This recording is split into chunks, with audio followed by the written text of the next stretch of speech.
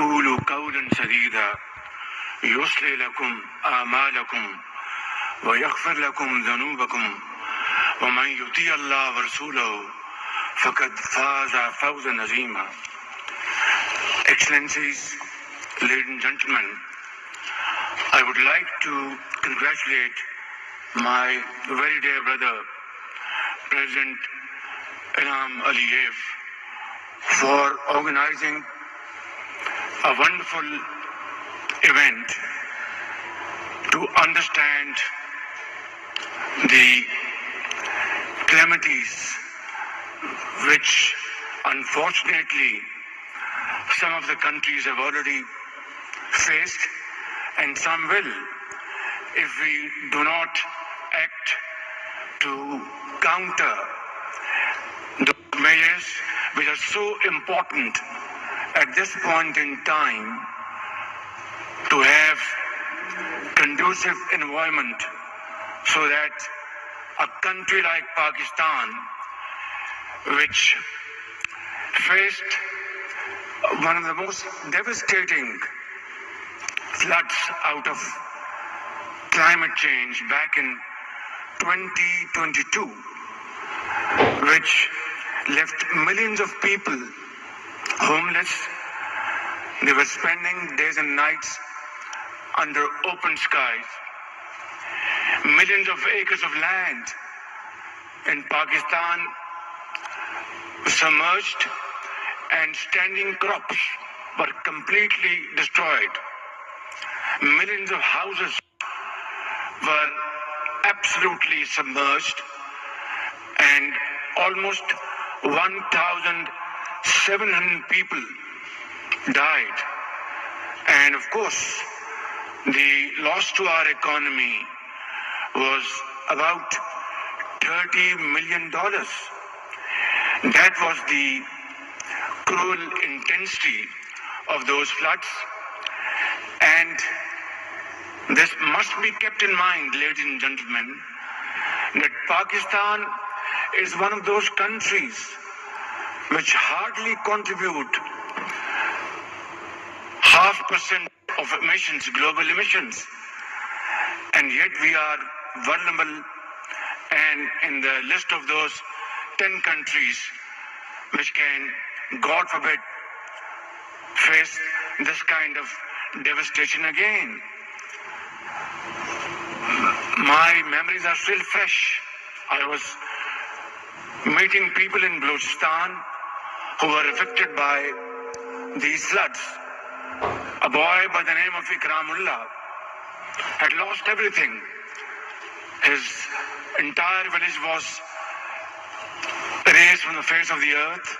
His home was completely demolished, and his school was also submerged.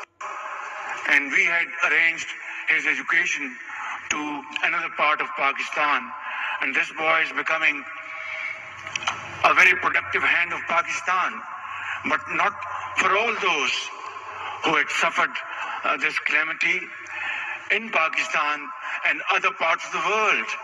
So, ladies and gentlemen, here is this opportunity that COP29 should understand, make this understanding loud and clear that we will have to fulfill those financial pledges committed in COP27, COP28, and yet I think those huge financial commitments have to be materialized.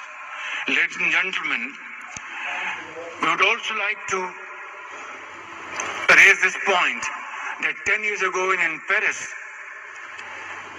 we had failed to stop the rise in emissions and catastrophic global warming.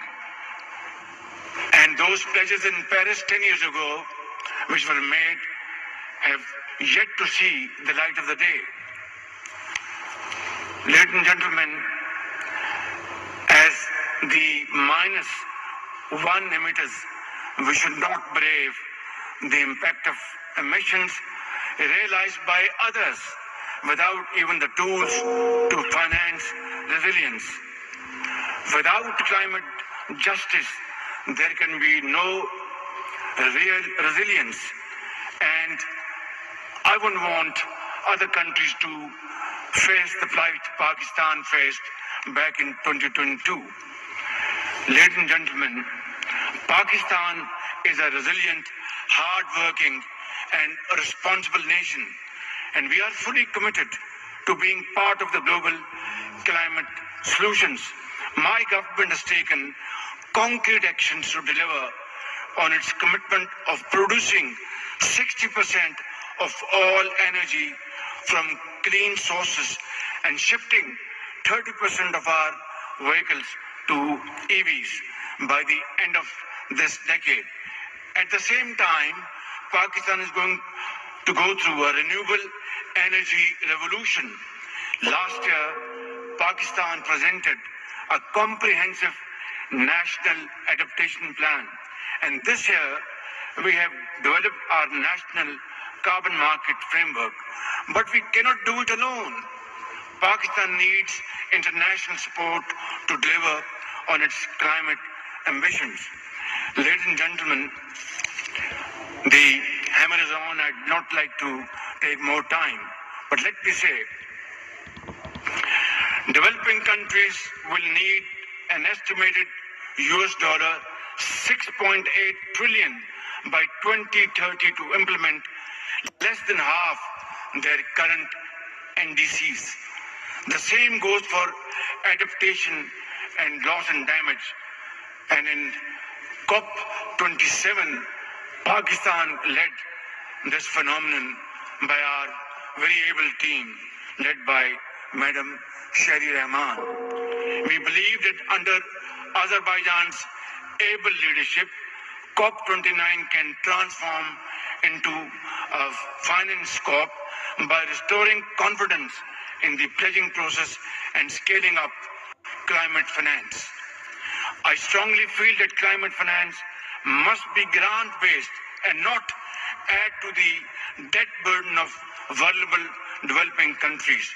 Finally, Excellencies, 2 years ago, I warned, and I warned at the top of my voice, that the future would never forgive